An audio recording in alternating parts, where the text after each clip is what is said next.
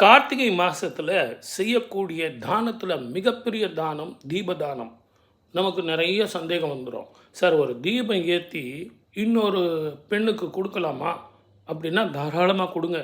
உலகிலேயே உசத்தியான பரிகாரம், தாந்திரிக பரிகாரம் என்ன அப்படின்னா தீபதானம் தான். அதுலேயும் கார்த்திகை மாதத்தில் கொடுக்கறது மிகப்பெரிய விசேஷ பலன். யாரெல்லாம் கொடுக்கணும் தெரியுங்களா? கணவன் மனைவி பிரச்சனை உள்ளவர்கள், குழந்தை பாக்கியம் தட்டுபவர்கள். இது என்ன விசேஷம் சார் அப்படின்னு கேட்டிங்கன்னா, சூரியன் விருச்சகத்தில் பிரவேசிக்கும் காலம், சிருஷ்டி ஆரம்பம்.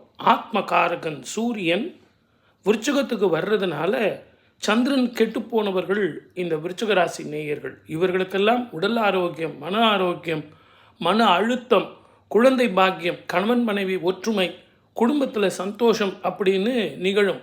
இன்னும் இதை பற்றி நம்ம இன்றைக்கி பேசுவோம் வாங்க.